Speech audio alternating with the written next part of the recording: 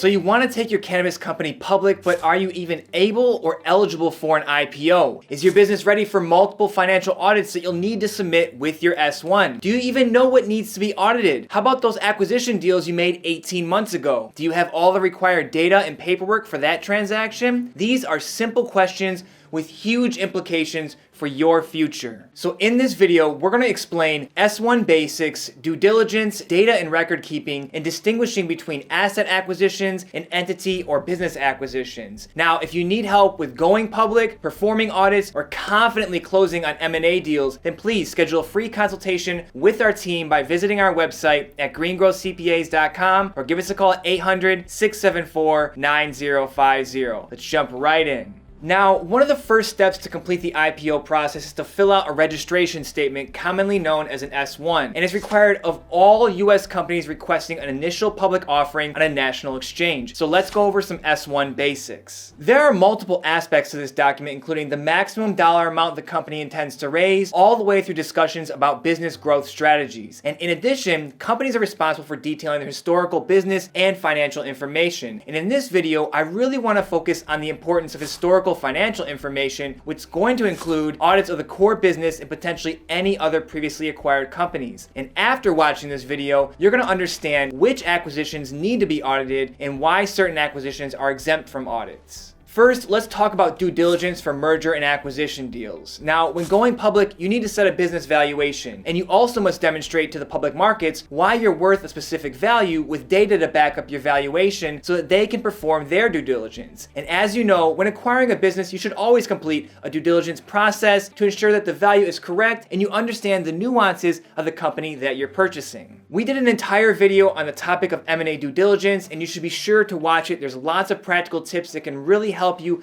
confidently navigate through the acquisition process. Now, for normal M&A deals, you set how rigorous you want to investigate the business or the asset that you're acquiring, and you may just need to see a few financial statements, do an on-site visit, and then you're satisfied and you're ready to write the purchase check. But when listing your company to go public, you'll likely need to provide audited financial statements, and that audit needs to be based on a detailed set of records per regulation set by the SEC. So now let's talk about the importance of data and record keeping. And as I said before, financial audits are not limited to just the one entity that is going public. Rather, it could entail auditing all of your past acquisitions in extreme detail. So it's imperative that you gather all the relevant backup documentation and files and paperwork from the acquiree during the acquisition and not as an afterthought. You're going to need a whole history of past financial performance in case an audit needs to be completed on that acquisition, or else you may not be able to go public. And it's also recommended to keep an open line of communication with the previous operators if possible in the event you need to reach out to them.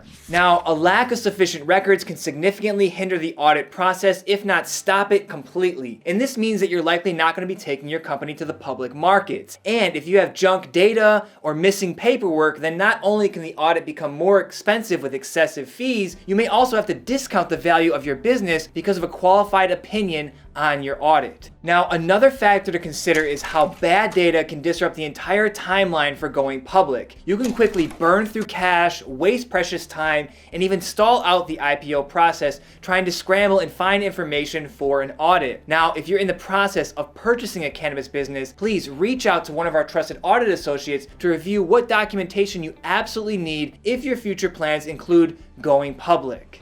Next, let's talk about asset acquisitions versus entity or business acquisitions. Now, not every acquisition is going to need to be audited when going public. So how do you know which transactions are going to need to be audited? Well, let's look at the details of two types of acquisitions, and that can help you to better determine if an audit is going to be needed. First, there are asset acquisitions, and an asset acquisition is very different from an entity or business acquisition. And with an asset acquisition, you may have purchased an option to buy a dispensary or purchased intellectual property such as a trademark or manufacturing process. And generally, these asset acquisitions are when you have one asset or a tight collection of assets that have value but do not have any inputs or outputs of money. They're essentially just things. And another example would be purchasing the equipment such as grow lights from a defunct grow operation. Again, these are just things. And the bottom line to understand is that these asset acquisitions do not require an audit since they are viewed as assets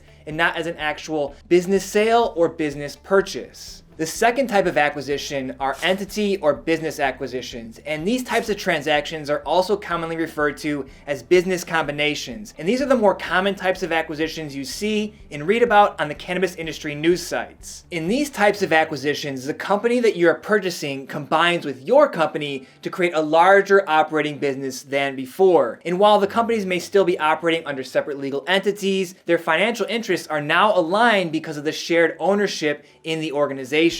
Now, a common practice in the cannabis industry is vertical integration. For example, a dispensary that purchases a cultivation facility is a form of vertical integration, and it's likely that this type of acquisition has a high likelihood of being audited, and an audit could still be in order even though these organizations may continue to operate as separate businesses under totally different business names. Now, the key is the shared financial interest through ownership in the movement of money and value to the parent company. At any rate, many of these business acquisition transactions will need an audit, and there are caveats and nuances such as how big the acquired business is relative to the parent company's size, but that's something we're going to dive deeper into the next video. But when in doubt, contact Green Growth CPAs for guidance, or at least plan that you're going to need an audit for that acquisition before you go public. So we've covered a lot of ground today, and I have 4 main takeaway points. Number 1, all companies planning to go public will need to submit an S1, which includes historical financial performance information, including audited financial statements. Number 2, typical private market due diligence standards are very subjective, but the audit guidelines for public companies are much more strict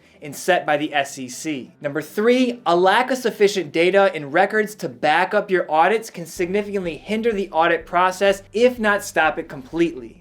And number 4, there are 2 types of acquisitions. You have asset acquisitions and entity or business acquisitions. And asset acquisitions typically do not need to be audited, and business acquisitions will likely need to be audited depending on the significance of the size relative to the parent company. Now, thank you for taking the time to watch this video, and I hope it's brought you some value and understanding around the audit needs for companies that are planning to go public. Now, if you need help with going public, performing audits, or confidently closing on M&A deals, then please schedule a free consultation with our team by visiting our website at greengrowthcpas.com or give us a call at 800-674-9050. Have a great day, and we'll talk to you soon. As a quick disclaimer, the information contained in this presentation is meant for guidance purposes only, and not as professional legal or tax advice. And further, it does not give any personalized legal, tax, investment, or any business advice in general.